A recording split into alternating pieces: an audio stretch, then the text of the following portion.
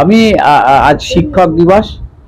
আমার বিশ্ববিদ্যালয়ের ছাত্র জীবনে যিনি অধ্যাপক ছিলেন শ্রদ্ধেয় অমিত কুমার মল্লিক, পরবর্তী সময় তিনি বিশ্ববিদ্যালয়ের উপাচার্য হয়েছিলেন।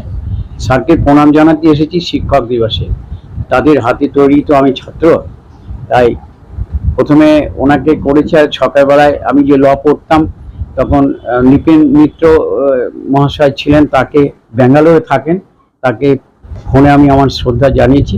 এবং প্রাণেশবাবুর কাছে যাব, তিনি আমার কমার্সের অধ্যাপক ছিলেন, যারা এখনও টিকে আছেন আর কি। তা শিক্ষক দিবসে তাদেরকে আগে প্রণাম করে আমি সবার অন্যান্য অনুষ্ঠানে আমি যোগ দেই। শিক্ষক দিবসে অনুষ্ঠানে এদের আশীর্বাদ আমি প্রার্থনা করছি। এবং ওনার স্ত্রীও আছেন, স্যার এখানে রয়েছেন। তবে গতবারের চেয়ে স্যারকে অনেক ভালো লাগলো দেখে, এটা খুব আমার ভালো লাগলো। কেমন লাগছে কি বলবেন আজকের দিনে? শিক্ষক দিবসে আমাদের একটু শুভেচ্ছা জানান আমাদের সবাইকে। বলতে পারছি না। বলতে পারবে,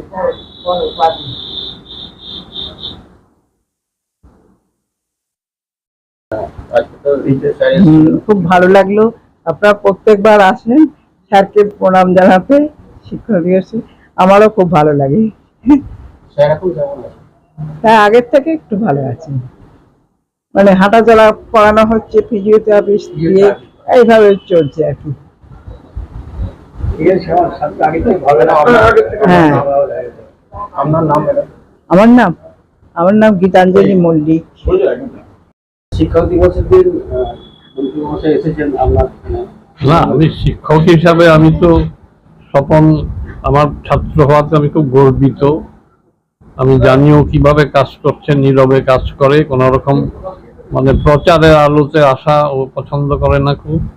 এবং ওর কনস্টিটিউয়েন্সি থেকে আরম্ভ করে এবং ওর দায়িত্ব যা পেয়েছে মন্ত্রী হিসাবে, সেগুলো অত্যন্ত দক্ষতার সঙ্গে পালন করে যাচ্ছে। এবং বর্তমান পরিস্থিতিতেও ও নিজের সুনাম অক্ষুণ্ণ রেখে চলছে, এটি আমার গর্বের বিষয়। আমি ওকে আশীর্বাদ করি, আরো দীর্ঘজীবী হোক, অনেক দিন কাজ করে যাক, যেভাবে করে যাচ্ছে সেভাবে কাজ করে যাক। আজ আমি আমার বিশ্ববিদ্যালয়ের শিক্ষক অধ্যাপক বিশিষ্ট প্রাণেশবাবুর কাছে এসেছি। প্রাণেশ দাস, তিনি অন্যতম একজন শিক্ষক ছিলেন আমাদের বিশ্ববিদ্যালয়ে, খুবই সম্মানীয় ব্যক্তি। তার কাছে আমি পড়েছি বিশ্ববিদ্যালয়ে। শিক্ষক দিবসে তাকে প্রণাম জানাতে পেরে আমি নিজেকে খুব গর্ব অনুভব করছি এবং তার আশীর্বাদ আমি প্রার্থনা করছি। সেই সঙ্গে তার স্ত্রীকেও আমি প্রণাম জানাচ্ছি। তাদের আশীর্বাদ ছাড়া হয়তো এতটা পথ আমি এগোতে পারতাম না। আর স্যারের এইটুকু বলবো যে ছাত্র হিসেবে আমার অনুভূতির কথা কালকে এক জায়গায় ব্যক্ত করেছি। আজ সকালে কোথায় যাবেন, উনি এমন একজন শিক্ষক যার টাইম মানে ক্লাস শুরুর আগেই প্রায় পৌঁছে যেতেন ক্লাসের রুমে। এবং আমি নিজে ব্যক্তিগতভাবে বলতে পারি, তার ক্লাস সম্পূর্ণ না করে আমি কখনো ক্লাস ছাড়তাম না। অন্য অধ্যাপকদের ক্লাস হয়তো ফাঁকি দিতাম, কিন্তু স্যারের এত পড়ানোর ভঙ্গিমা এবং এতটা ছিল যে ওইখানেই বোধহয় পড়াটা হয়ে যেত, এইটুকু বলতে পারি। সেই শিক্ষক এখন পাবো কোথায়, বলে লাভ আছে? আজকে আবার বিশ্ববিদ্যালয় যাদের কাছে পাঠ গ্রহণ করি, তাদেরকে এখনো যারা রয়ে গেছেন তাদের সঙ্গে দেখা করি, দুজনকেই বর্ধমানে। এরপর আমার হাই স্কুলে যারা শিক্ষকের দুজন বেঁচে আছেন তাদের বাড়িতে যাব। তারপর শিক্ষক দিবসে তো অনেক প্রোগ্রাম কিছু হয়, তো তাদের কাছে যেতে হবে। এখন প্রশাসনিক হচ্ছে সব শিক্ষক দিবস পালন হয়, কিন্তু আমার একটাই আক্ষেপ যে আমি একসময় শিক্ষকতায় গেছিলাম, হাই স্কুলে 3 বছর শিক্ষকতা করেছি, কলেজেও পার্ট টাইম করেছি প্রায় 8.5 বছর কালনা কলেজে। তা আমি তো সেই ছাত্র যে কলেজে যখন বিএড পড়তাম, কিরিটি কুমার প্রিন্সিপাল ছিলেন, আমার ভয়ে একজন পক্সি দেওয়ার জন্য আমাকে 10 টাকা জরিমানা করেছে, ওটা আমার কাছে গর্ব। তারপর আবার হাই স্কুলে যখন পড়তাম, দুষ্টুমি করার জন্য হেডমাস্টার সঙ্গে 80 বেত পেয়ারের সময় মেরেছি, আমি কিন্তু কাঁদিনি। আমি সেই ছাত্র, ওদের বলে লাভ নেই। আমি ওগুলোকে আমার আশীর্বাদ বলে মনে করি। স্যারেরাও যখন আমি ডিবেট করতে যেতাম, স্যারের কাছেও টিপস নিয়েছি। আবার নৃপেন মিত্র লয়ার, তার কাছেও টিপস নিয়েছি। কমার্সের কোনো বিষয় হলে অল ইন্ডিয়া কমার্স কনফারেন্সে আমি একবার, স্যারে হয়তো ভুলে গেছেন, আমি মাদ্রাস ইউনিভার্সিটি গেছিলাম, তখন DS Ganguly head of the department ছিলেন। ওই সাবজেক্ট ম্যাটারে স্যারের কাছেও টিপস নিতে এসেছিলাম, স্যার হয়তো ভুলে গেছেন, মনে করতে পারছেন না। ডিএস গাঙ্গুলি সেটাই গেছিলেন। দীপেনবাবু আমাকে ড্রেসিং টেবিলের সামনে দাঁড়িয়ে ডিবেট শেখাতেন। কেন, বক্তৃতাটা আর্ট, উনি ধারণা দিয়েছিলেন বক্তৃতাটা আর্ট, শিল্প। অর্থাৎ তুই যখন বলবি তোর সামনে যদি আমিও বসে থাকবি, আমাকে মনে করি উনি কিছু জানে না, যা জানিস পৃথিবীর সব জানে, তবেই তোর বক্তৃতা ভালো হবে। এটা কিন্তু এই ধারণাটা দীপেনবাবু আমাকে শিখিয়েছিলেন। তো স্যার কাছে প্রণাম জানিয়েছি, ফোন ব্যাঙ্গালোরে থাকেন, এখন ভুবনেশ্বরে আছে। ভুবনেশ্বর আসে আমার কাছে। আসেন, নভেম্বরে আসবেন বলেছেন। নভেম্বরে এই আমার কাছে আসে। ওই তো আপনারা ওই যে ওই তখন ইয়ে করে। আর আমি খুব শ্রদ্ধা করি এনাদের, কারণ এইগুলো এই শিক্ষকদের পাবো না। এখন শিক্ষকরা সমালোচনা করবো না, তবে এইটুকু বলেছি, শিক্ষকতা যে নোবেল প্রফেশন, তারা তখন এইটা মনে করতেন। আর এখন অনেক জায়গায় শিক্ষকতার চাকরি হয়ে গেছে। চাকরি আর প্রফেশন দুটো বোধহয় আলাদা।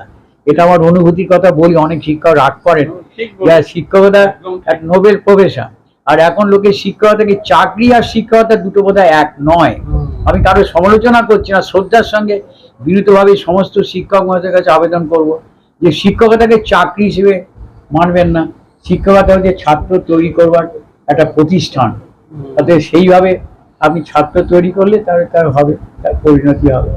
হোঁচট খেয়ে যাচ্ছি, তখন মাস্টাররা খোঁজ নিতেন ছাত্র কেন এলো না, প্রাইমারি স্কুলে দেখেছি, হাই স্কুলে দেখেছি। আর এছাড়া আমি মূলত শিক্ষক পরিবারের ছেলে, তো সবার বাবা শিক্ষক ছিলেন, কাকা মামা সবাই শিক্ষক, সব হচ্ছে একটা সেন্টিমেন্ট আবেগ জড়িয়ে থাকে ওর মধ্যে। এই জন্যই বলতে পারি, বলি আর কি, বলে রাগ করে অনেকে, চাকরি আর শিক্ষকতা এক নয়। আমি আজও তা বলছি, খাঁটি কথা, আমি করার কোনো কারণ নেই। স্যার তখন কি আপনার বেতনের দিকে তাকাতেন? না না, আমরা কি মাইনে পেতাম? এখন এখন একটা অধ্যাপক 1.5 লাখ টাকা, হাই স্কুলের টিচার, হাই স্কুলের হেডমাস্টার বেতন তখন ছিল, বেতন বললে হবে না, তখন কিন্তু বেতন ছিল। আজকে আমরা চলে এসেছি রাজলক্ষ্মী কনস্ট্রাকশনের নিউ প্রজেক্ট রাজ ইনক্লেভসে। এটি অলমোস্ট 52 কাঠা এরিয়া নিয়ে তৈরি হচ্ছে। এটির দুটি ব্লক, ব্লক এ তে রয়েছে 12 ফ্লোর আর ব্লক বি তে রয়েছে 4 ফ্লোর। এখানে আপনারা পেয়ে যাচ্ছেন বাজেট অনুযায়ী 1 BHK, 2 BHK and 3 BHK flat. এখানকার আকর্ষণীয় ব্যাপার হলো ফ্ল্যাটের গ্রাউন্ডে আপনারা পেয়ে যাচ্ছেন স্টাইল বাজার, আর সঙ্গে থাকছে বেসমেন্ট পার্কিং, ওপেন পার্কিং, আর রুফটপে পেয়ে যাচ্ছেন 10,000 স্কোয়ার ফিট এরিয়া জুড়ে এসি জিম, আড্ডা zone, AC community hall with kitchen, garden area.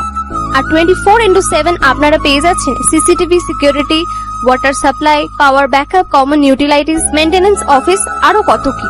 আর তাছাড়াও আপনারা পেয়ে যাচ্ছেন ব্লক বি তে সুইমিং পুল ফেসিলিটিস। বাইরে থেকে তো আপনারা অলমোস্ট সবই দেখলেন, এবার পালা আপনাদের একটা রুম ট্যুর দেওয়ার। এটা হলো 3 BHK, 1187 স্কোয়ার ফিট। এখানে আপনারা পেয়ে যাচ্ছেন 3টে বেডরুম।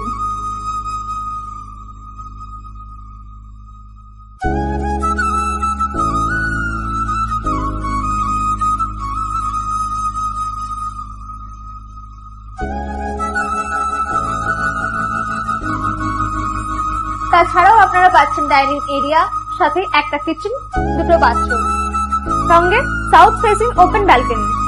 হ্যাঁ, ঠিক এইরকমই হবে আপনাদের স্বপ্নের রুমটা। মাধ্যমিক 2026 পরীক্ষার আর মাত্র কয়েক মাস বাকি। টেনশন হচ্ছে? আর টেনশন করার দরকার নেই।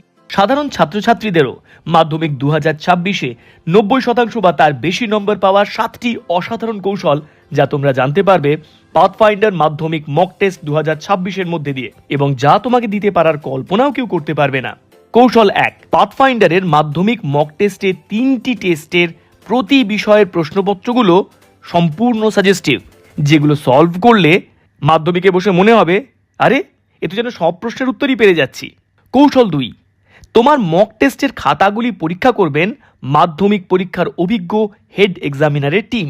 এই দুর্লভ সুযোগ তুমি ছাড়া বোধহয় আর কেউ পাবে না। কৌশল 3, এই দুর্দান্ত প্রশ্নপত্র তো পাবেই, সঙ্গে সম্পূর্ণ প্রশ্নপত্রের আদর্শ উত্তরপত্র পাবে, এবং তার সঙ্গে পাবে ভিডিও সলিউশন, যেখান থেকে জানতে পারবে একজন স্টুডেন্টের উত্তর লেখার ঠিক কোন ত্রুটির জন্য তার নাম্বার কাটা যায়। কৌশল 4, মাধ্যমিক বোর্ড কর্তৃক সিক্রেট এক্সামিনারের ইনস্ট্রাকশনের ব্যাখ্যা, যা মাধ্যমিক পরীক্ষার্থীদের অজানা এবং সেরা রেজাল্ট করার জন্য মোস্ট ইম্পর্ট্যান্ট। আমাদের শিক্ষকেরা এটা জানাবেন শুধু তোমাদেরই জন্য।